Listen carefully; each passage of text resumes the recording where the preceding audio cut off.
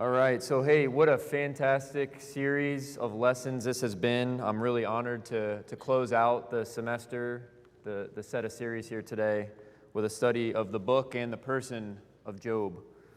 So from Barnabas to Daniel to John to Joseph to David to Hezekiah to Noah and now Job, the lessons and the takeaways from these amazing Bible leaders are not limited.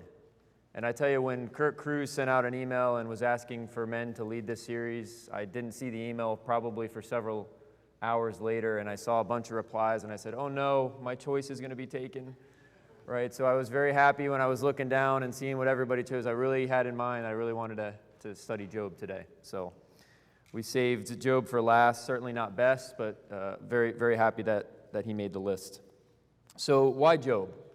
Right, so I think ever since I was a kid, I had a fascination with this story, and my fascination has been renewed after studying it again in depth as an adult. Job is an up and down story. It's a hot and cold story. It's a happy and sad story. It really depends on what part of the book you're reading, how much and how deep you study it. You know, Job's calling to persevere through the various provocations and aggravations and hassles that the devil, Satan, sends his way is really nothing short of amazing. So let's start with something that's been on my mind lately, baseball. So stayed up a little bit too late probably last night watching the Miami Marlins clinch a playoff berth for the first time in 20 years, but that's actually not why baseball is on my mind, although I am excited for the Marlins. So youth baseball. So my oldest son, Madden, is doing travel ball for the first time, U9 travel ball. Started off as a parent in the stands, and somehow I've found my way out to the field as a coach, so it's always funny how that happens. You think you're taking a season off, and then you get asked to come and help. So we're only days away from the Major League playoffs starting. I got multiple practices and games a week. So you're wondering, who's this guy? Is it anybody know? Anybody a San Francisco Giants fan? Anybody a Toronto Blue Jays fan? Okay, well, he's only played for two teams. So on April 22nd, 2018, this Giants first baseman, Brandon Belt, broke an MLB record, and nobody knew it happened. It happened. He finished his at-bat. Nobody was talking about it. So Brandon Belt, back a couple years ago, before there was a pitch clock, before the game was sped up and is now about a half an hour faster, he had an at-bat that consisted of 21 pitches. And you might be thinking, okay, that's not that many. I could take 21 pitches. So he ended that at-bat in a flyout. So the average at-bat these days, and probably even back then, average at-bat was 2 to 3 minutes. You get up, you take 5 or 6 pitches, you either strike out, you take a walk, you get a hit. Right, so 21 pitches in that at-bat. And I'll tell you, as a baseball coach, as a coach in general, there's almost nothing more fulfilling than seeing a kid, especially a kid, get up there and go down 0-1, 1-2, and not let his head hang, and not drop and say, I'm behind the count, this isn't going to be a very good at-bat for me, right? Seeing an at-bat get extended by a batter who refuses to get up. So what did Brandon Belt's at-bat look like? Well, he started off 0-1. He fouled one back over third base. Not a great start, right?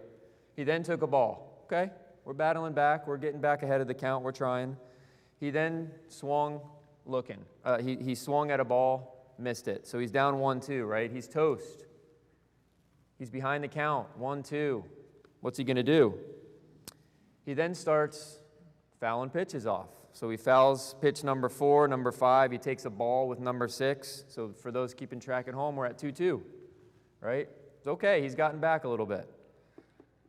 He fouls another one off. He stays 2-2. Fouls another one off. He finally gets that ball. Okay, 3-2. Now I got to protect the plate. Pitches 10 through 21, he fouled off. So 11 or 12 straight pitches. And I wish the story ended better. He flied out to right field. But that record was broken that day, and even the announcers weren't sure.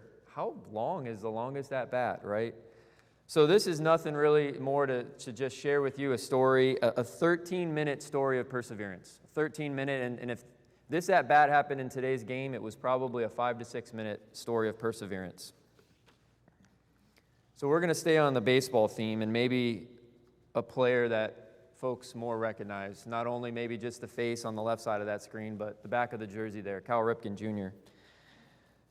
So on September 6, 1995, Mr. Ripken Jr. broke Lou Gehrig's record that was set back in 1925 for most continuous games played without a miss. So the record he broke, you see it there, 2,131 straight games. And that streak would actually continue up to 2,632 games, about 3 years later in 1998. So that's why they call Cal Ripken Jr. the Iron Man, right, who demonstrated an incredible feat of perseverance over a 16-year stretch, which started back in 1982. So we've seen a baseball feat of perseverance that lasted 13 minutes, and we've seen one now that has lasted 16 years. So for the non-baseball enthusiasts, most of you are saying, okay, he's done with the baseball stuff. I don't really like baseball, especially coming off a college football day yesterday, right? What about some household names? Thomas Edison struggled through 1,000 ways that he couldn't build a light bulb, right? And even our small children, many of our small children down this hallway would recognize the name Edison. Henry Ford. Did you know Henry Ford went bankrupt multiple times? He was left penniless, failed multiple ventures before innovating the assembly line. I think we know his success, right? I could look out in this parking lot and probably a quarter of the cars out there are Ford vehicles. It's another household name, Steven Spielberg, rejected 3 times by the USC College of Theater, Film, and Television. Pursued directing without a degree. Said, I'm going to try it. And there are probably very few of us in this room who couldn't name at least one famous Steven Spielberg movie. Another household name, Elvis Presley, was fired by the manager of Nashville's Grand Ole Opry after one show. You know what he was told? You ain't going nowhere, son. You ought to go back to driving a truck. You can now call him the king. And then finally, I'm going to test you on this one. Maybe this isn't quite as household of a name as you might think. Some are saying, how could it not be? So before becoming Colonel Sanders, right, determined Harlan submitted his now world-famous fried chicken recipe to over 1,000 restaurants before finding a buyer. And now what do we say? It's finger looking good, right? Okay, what about a few names more appropriate for this Bible class?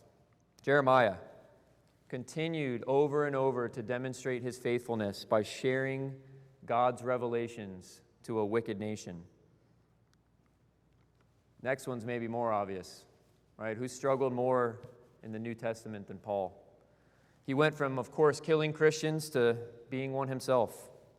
Repeatedly imprisoned, flogged, shipwrecked, lashed, stoned, driven out of town, abandoned. Love 2 Corinthians chapter 4, verse 7 through 10, if you can follow along here. But we have this treasure in jars of clay to show that the surpassing power belongs to God and not us. This is Paul speaking. We are afflicted in every way, but not crushed, perplexed, but not driven to despair, persecuted, but not forsaken, struck down, but not destroyed, always carrying in the body the death of Jesus, so that the life of Jesus may also be manifested in our bodies. The persistent widow has her own story, right? Luke chapter 18, she wore that judge down so much and taught us that when we passionately cry out to God, He hears us. That story teaches us in verse 1 to, quote, always pray and not lose heart. Last two here, Joseph, another obvious one, overcomes temptation, wrongly charged and placed in prison, then was betrayed by his jealous brothers. Even in the hardest times, Joseph did not compromise his character to get ahead. And finally, I hope you would hold me accountable if I didn't have this name on this list. It's Jesus himself, the epitome of perseverance. I think that's a story that speaks for itself. And I'll end with this one for now. I hope everybody's saying, who is Autumn Veach? I have never heard that name, and neither had I, right? A story of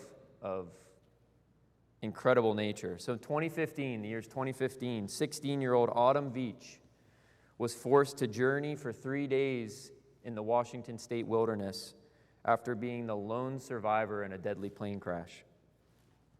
That plane crashed over the very thick, forested woods of the Cascades Mountains in Washington. Both of her grandparents were killed in that plane crash. She persevered for 3 days without food, water, or shelter. She was finally rescued. So we come to the story of Job. Finally got here. 11 minutes in, we're going to talk about Job. A really fascinating 42 chapters of beautiful poetic language. So when I think of Job, I think of many themes, and many of these we'll discuss later. But I also think about the words that we've already said today: perseverance, steadfastness, resolve, tenacity, determination, patience, endurance, and grit. We'll see all these characteristics of Job on full display as we study the book a little further.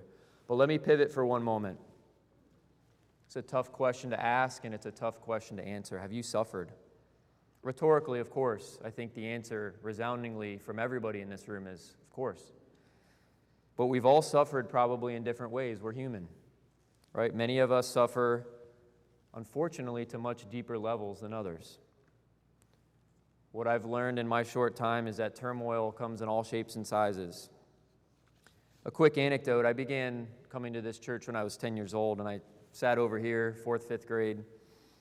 And I remember Sunday after Sunday, Wednesday after Wednesday, hearing the announcements. And there was a particular person, a particular family, who I felt like every week that name was always mentioned. And this didn't go on for days or weeks. This went on for years, that every time there was an announcement, right? We tend to think of the announcements as usually a little bit more bad news than good news, but every time there's some good news, we celebrate.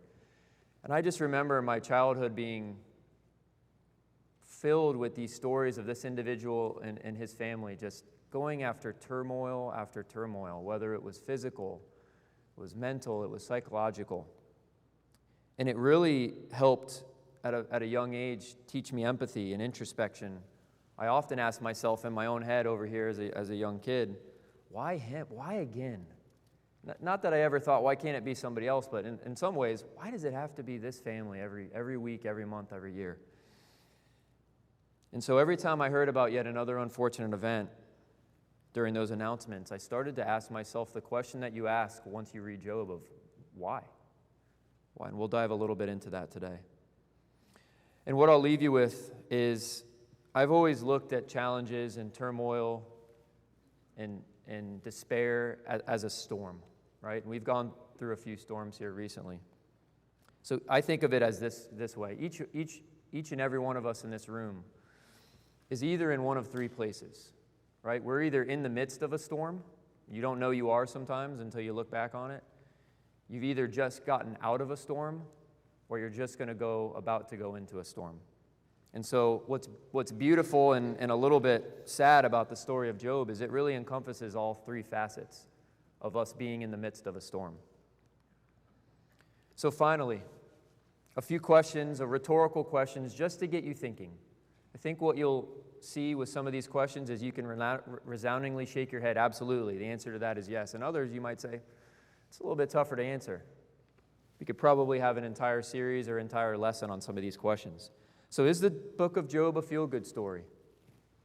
Is it a story of grief and loss, or is it a story of hope and promise, or is it both? Why do the righteous suffer? Are we punished for unknown sin? How can a just God allow evil and suffering in the world? Does God remain faithful even during the most appalling circumstances? Is Satan limited in his power when it comes to our suffering? Does God always make it clear why we suffer? How should we treat our friends when they're suffering? Is God always in control? Is the Lord compassionate and merciful? So let's dive a little bit. First, what do we know about the book of Job? And that's actually a question I want to hear a couple answers to. What do we know about the book of Job? Okay. Oldest book. Many believe that. Yes, sir. 10 children, okay. Anybody know the mix? Male and female? 7 and 3? Okay, anything else? So it's Old Testament. We'll start off easy between the books of Esther and Psalms. It's the 18th book of the Bible, at least in the order that we can pick up a Bible and look at it. 42 chapters, just over 1,000 verses, just over 10,000 words. Right, so we have a prologue, first chapter or two of the book of Job, written in very plain, or what they call prose language. And then we have the poetic dialogue. So we have something like 40 chapters of really beautiful, and in some ways aggravating, and we'll see why, but very beautiful language describing the majesty of God.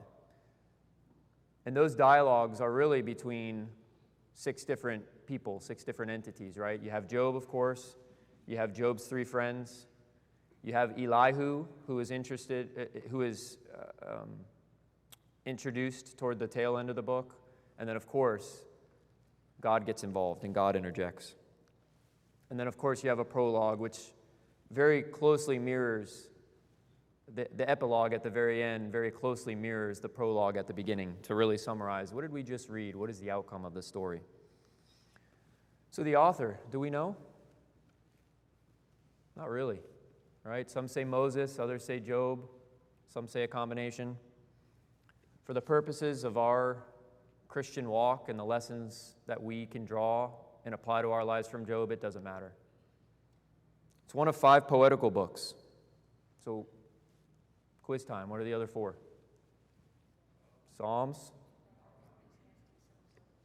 Ecclesiastes, Song of Solomon. I think maybe you said it. Proverbs. So the book of Job was likely written during Genesis, right? So there's a lot of very clear evidence that this was a book during the patriarchal age, somewhere from before the law of Moses to about 400 BC. So how do we know? So first of all, we can look at the lifespan. How long did Job live? About 200 years. We know that he lived 140 years after his suffering, which puts you right in the lifespan area of several other prominent patriarchal characters. Anybody remember how old Abraham was when he died? Older than us, but not really old. Anybody?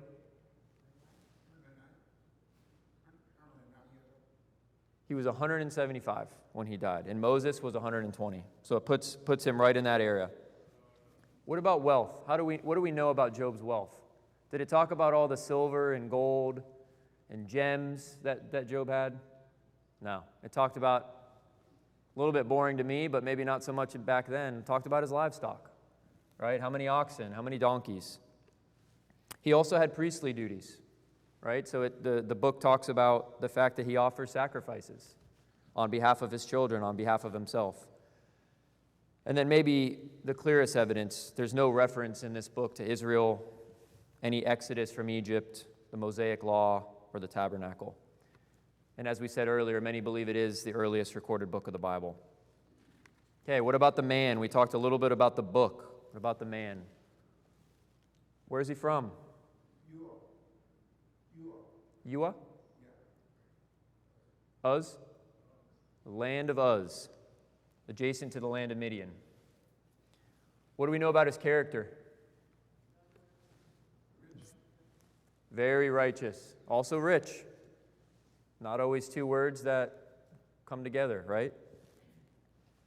He feared God and he shunned evil. And I love the word shunned. I underline it. It's not a word that we teach our kids these days, right? It's not a word you'll hear out in Publix on the street, but it's such a powerful word to me.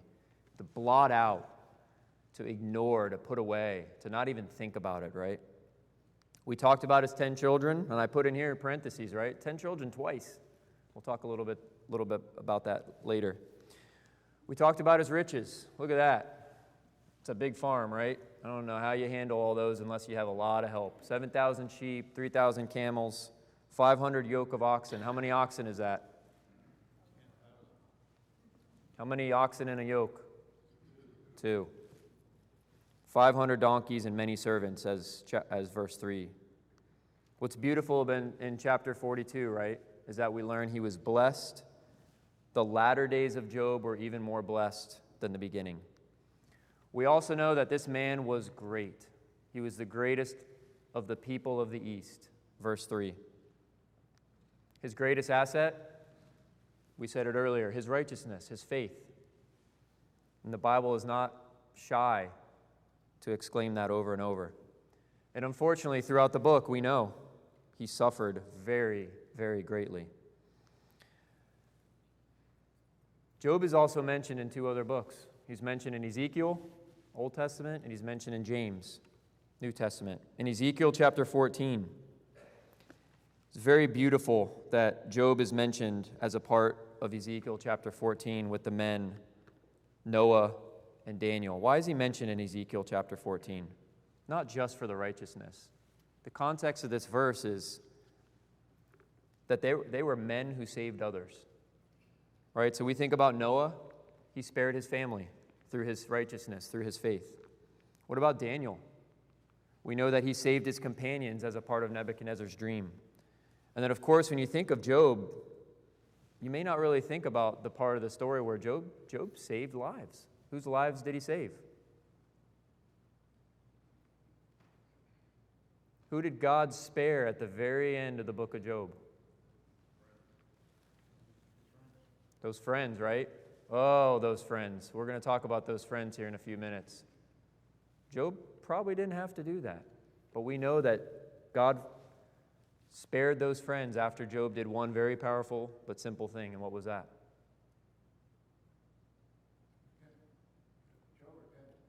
Job repented, and he prayed for those friends.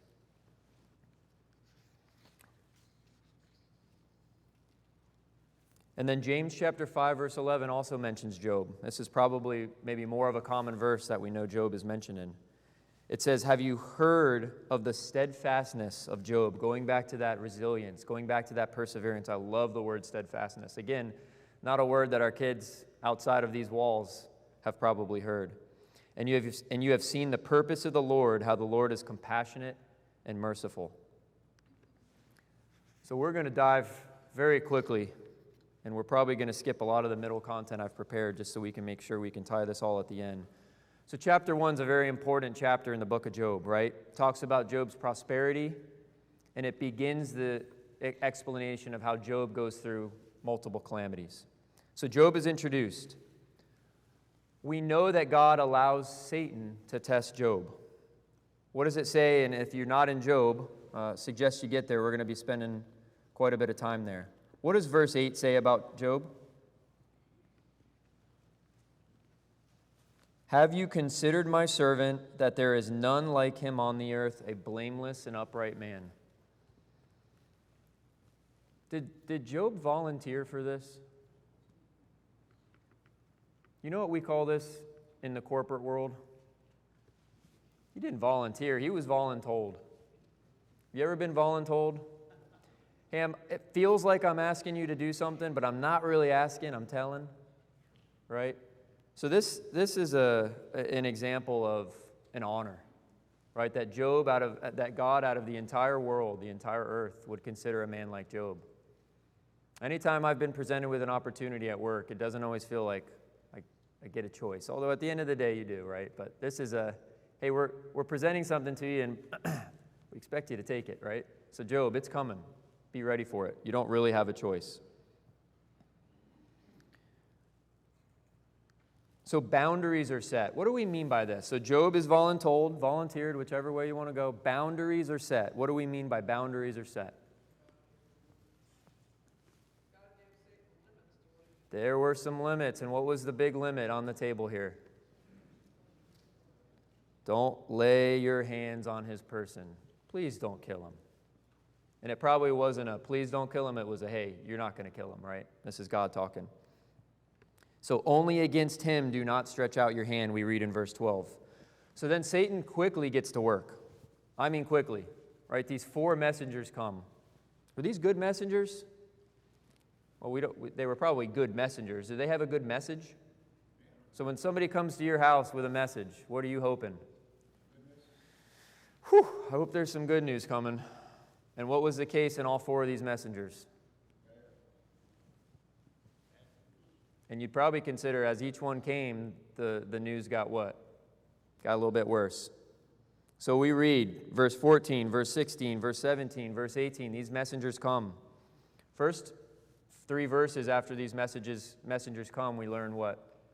Possessions are gone, destroyed. Everything you just read about in those prior verses, they're gone. And then, of course, what we all dread as parents, if anybody who has children, that messenger comes and says, the family's gone. We talked about those 10 children. How many were lost? All of them. Not one left. And then between verses 20 and 22, Job reacts. Job arose and tore his robe and shaved his head and fell on the ground and worshipped. Naked I came from my mother's womb, and naked shall I return. Why did Job shave his head? Why do we think Job shaved his head? It was a symbol of submission. Okay? Say that louder. Humility. There's 3 theories, and I tend to think none of them are probably wrong. So first of all, he's in extreme mourning. Second of all, as we talked about, it was an act of repentance. Job at this point knows, I must have done something wrong. I may not know what it is, but I am going to do what I need to do to show humility, to get down on my knees, and to figure out why this is happening to me. Right? This was to show he was sorry. And then finally, what do we see a lot in the Old Testament? Hair is a symbol of what? Status, strength. Right? And so what Job is doing here is he's lowering himself. He's humbling himself to a much lower status. So in chapter 2, Job's health is attacked. We're going to move a little bit quicker here. So God offers Job up yet again, a second time. And of course, what does Satan do? Absolutely. Let's try this again. Let's go a little bit deeper. I love chapter 2, verse 3. God says this to Satan. He still holds fast his integrity, although you incited me. So what comes? Those sores. Were those little mosquito bites? Most likely not. Loathsome sores from the sole of his foot to the crown of his head. Here's where the story really starts to get emotional, beyond the physical, right? Job's wife, biggest support system in the world, right? How does Job's wife react? Job lost 10 children and everything's gone. So did his wife. Right, so we give her a rough time. She didn't stand by her man. Yep. She didn't, and rightfully so. But Yep. I think we don't often say she lost 10 children. Yeah, it's something that's probably not discussed enough, but Tracy has a wonderful point. This wasn't just happening to Job. Now, some of the things, some of the physical, were happening to Job. But Job's wife experienced these same losses, and we don't know the dynamic of that family. And But it's a great lesson. Job faced his tragedy really well, and she did not. it's a great point. So, Job's wife, first instinct, it's there in verse 9. Curse God and die. Did we ever hear Job say that throughout the book? Nothing even close, right? Verse 10, in all this, Job did not sin with his lips. He started to accept this adversity, but he didn't just accept it and walk away and say, okay, this is done, right? He dove. He's getting emotional. He's under turmoil. He's trying to understand, why is this happening to me? How can I fix this? Let me get answers from God. So let's talk about Job's friends. I'll tell you, when I reread these verses as a part of this study, I guess I'd read this before, but I was kind of shocked, because what's your first instinct of Job's friends? Well, their first response was really, really great. Sometimes when you're struggling through a tragedy, the things that people say to you don't necessarily help. So they just sat with him in his grief, and sometimes that's all you need to do. So I'm going to flash, make sure I stop at the right one here. I put the word incredible. You said the first response was really great. I wrote the word incredible here. I thought it was incredible. The friends did exactly what you would hope friends would do. They came from very far, each from their own place, to come and support Job. They showed him sympathy. They comforted him. They raised their voices and wept. They sat with him on the ground for 7 days and 7 nights with a lot of dialogue, right? A lot of back and forth. No, they didn't say a word, right? No one spoke a word to him. They saw that his suffering was very great. This is exactly what I want to have happen. People to come and comfort. And what do you need? Do you need me to talk? Do you need me to be quiet? I'll be whatever you need me to be. An incredible, incredible first response. And if you didn't know anything else about the book of Job, you would not think it was about to go down the path that it did. So chapter 3, Job curses the day of his birth. This chapter marks the beginning of what we talked about earlier, the poetic dialogues. He questions, why must he endure such suffering? So I love verse 11. I don't love it from the fact that it's very graphic, but it tells you about Job's mental state, right? Why did I not die at birth, come out from the womb and expire? Job's heart was crushed. For him to use some of this language in chapter 3, he's truly trying to understand why this is happening to him. I am not at ease, nor I am quiet. I have no rest, but trouble comes, verse 26. So chapters 4 and 5, here we go. Friend number 1, Eliphaz, the first dialogue, suggests that Job's suffering must be a result of some sin. Nobody knows at this point. Is this sin from his children? Is this something Job did? And talk about theories. Some wild theories and accusations come out from these friends throughout this book. So it starts with compliments. It describes a vision that Eliphaz has. And then he starts to say, hey, you need to take care of this. You need to get some advice from God. Seek God. Figure out what you did because you definitely did something. This isn't just happening because you're an upright and just man. He says in verse 17, blessed is the one who God reproves. Therefore despise not the discipline of the Almighty. Basically, you need to take this discipline and figure out how not to let this happen again, right?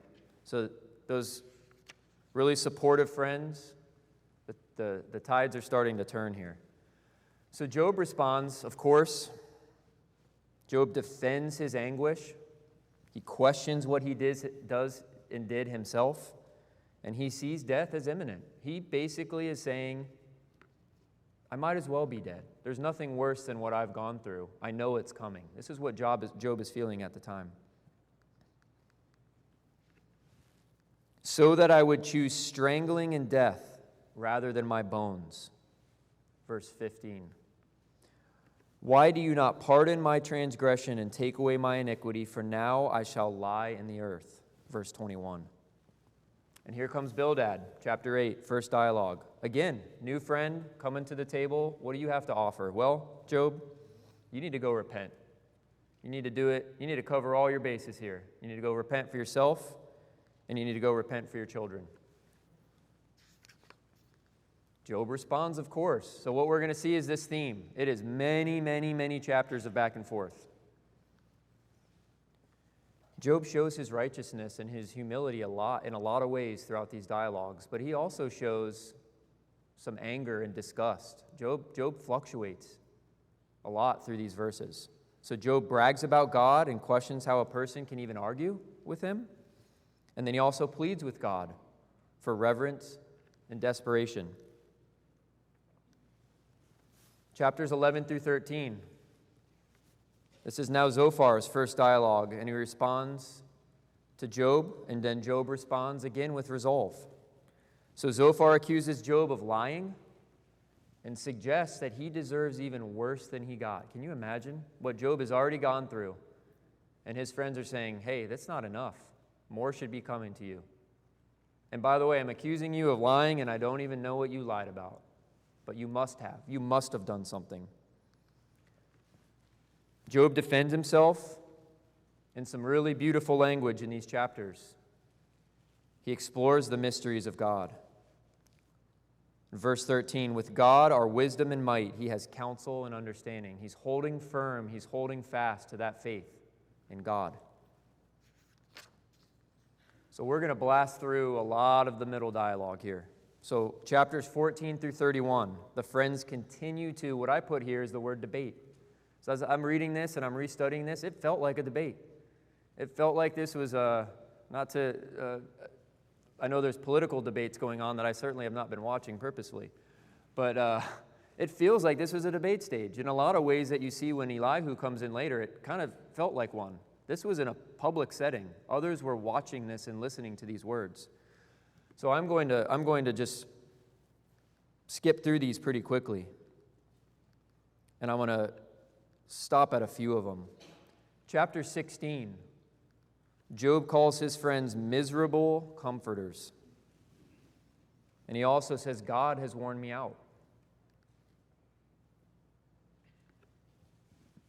Job describes his torment. He expresses hope in seeing God. So again, a lot of back and forth. He's demonstrating his righteousness. He's holding fast to his faith. But at the same time, he's frustrated. He's angry. He's seeking answers. He's defending himself in a lot of ways, although he also takes time to defend God. A lot of Job's responses to his friends are, hey, I'm here to defend myself. You can't talk to me and make these accusations, and I'm just going to sit here and listen to it. And then chapter 22, the friends, they're pretty shallow, right? And if you read chapter 22, one of the friends, Eliphaz, accuses Job of oppressing the poor. And it goes through all these examples of you must have done this, you must have not clothed those without clothes and fed those without food. And it's all conjecture. It's all hypothesis. There's no basis of fact. This is what must be going on because you're being punished so hard. Imagine yourself in that position and your best friend has flown across the country to come and support you, and this is the treatment you get. It's incredibly sad. So in these chapters, we see Eliphaz responds for a second time, Bildad responds for a second time, Zophar a second time, Eliphaz responds a third time, and Bildad responds a third time. So again, moving pretty quickly through chapters 23 through 31. I'll just stop on a few.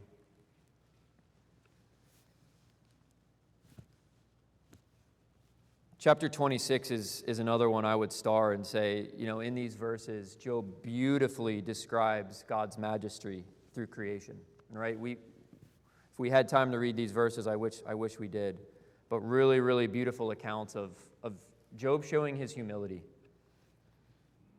And then finally in chapter 31, Job makes that final declaration and invites God to judge him.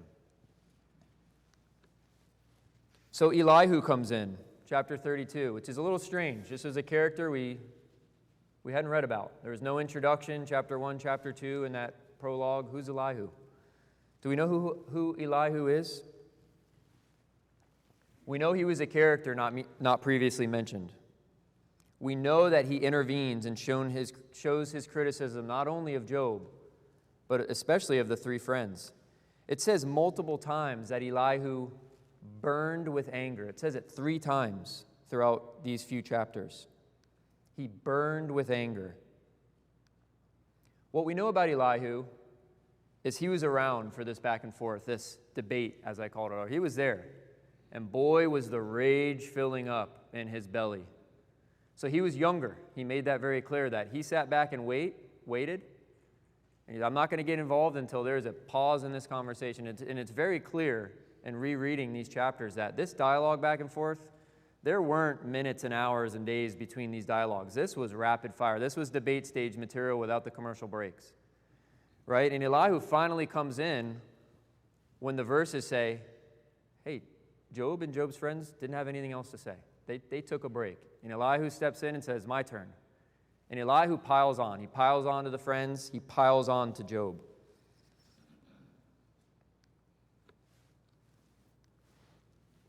So chapter 38 and 39, and really the beginning of chapter 40, the Lord answers Job. So in these verses, we won't have time to explore them, unfortunately. God affirms, of course, his own sovereignty and majesty and emphasizes the creation account. So what Job did earlier, kind of going back to creation, showing that humility, God comes in and asks such powerful questions. And I've broadcasted a few here just for you to reread and say, if God asks you these questions, how would you answer them? I'll tell you what, you wouldn't. You wouldn't have a way to. And if you did, I'd probably be a little bit scared of your response, right? Who shut in the sea with doors when it burst out from the womb? Has the rain a father, or who has begotten the drops of dew? And of course, this is all summarized in verse 4.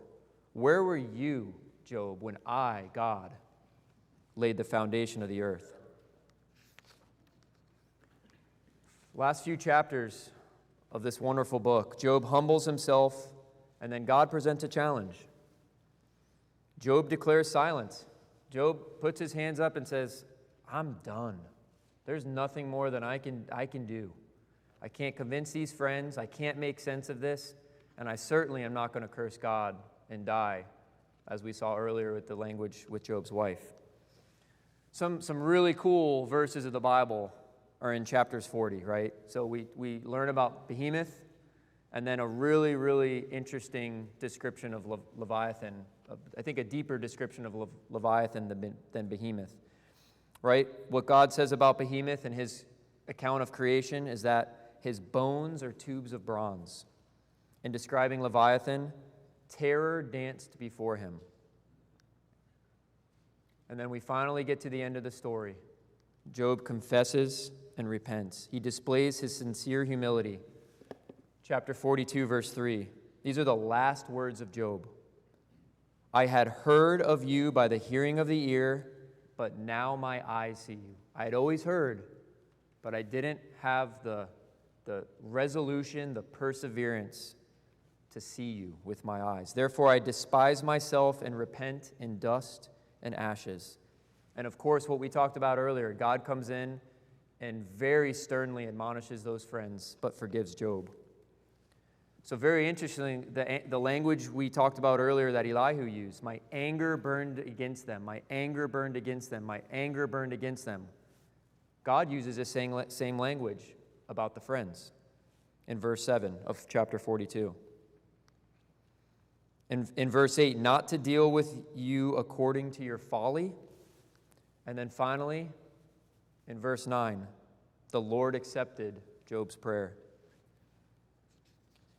Summarizing Job's response is there at the very bottom of this slide in chapter 42, verse 3. Therefore, I have uttered what I did not understand, things too wonderful for me, which I did not know. So what's the outcome here? The Lord restores Job's fortunes. And I love this part. He didn't just restore those fortunes. Something had to happen first.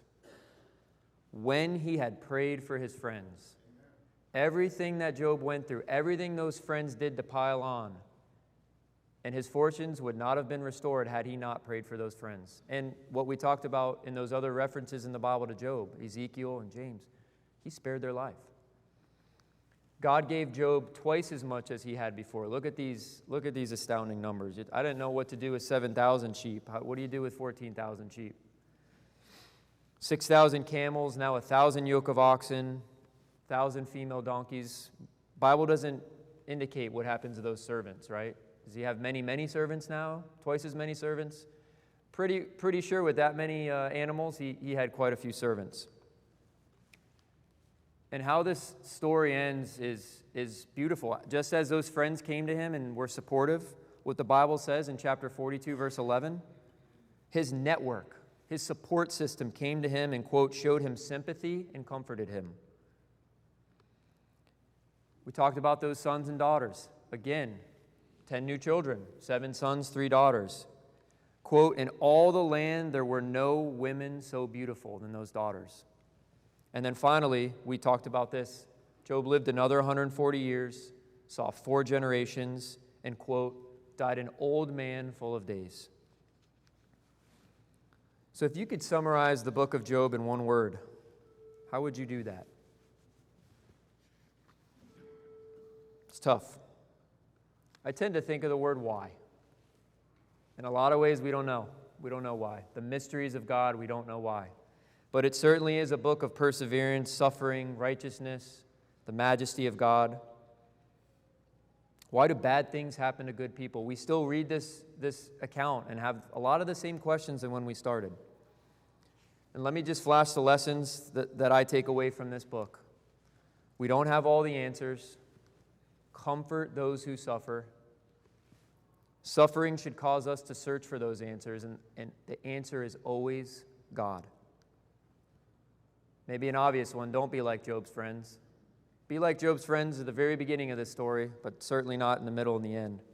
And then to trust God's wisdom and character no matter our circumstances. Of course, we got to bring it back to baseball. It's how we started. Life is an at-bat. We talked about persevering through a 13-minute, a 2-minute at-bat. Life's an at-bat. Our Christian walk is an at-bat. Our journey to heaven is an at-bat. Sometimes it's batters count, sometimes it's pitchers count. But how do you react? When you're down 0-2, you're in the hole, a strikeout is imminent. How do you react? How did Job react when he was down 0-2? How do you react when you're up 3-0? 3 balls, no strikes. You're happy. Success is there. Who do you give the glory to? Do you settle? Do you become complacent? The story of Job teaches me to stay grounded, to never compromise my faith, and to never underestimate the majesty and power of God. And I hope that's what you draw from it too. Thank you very much for your time.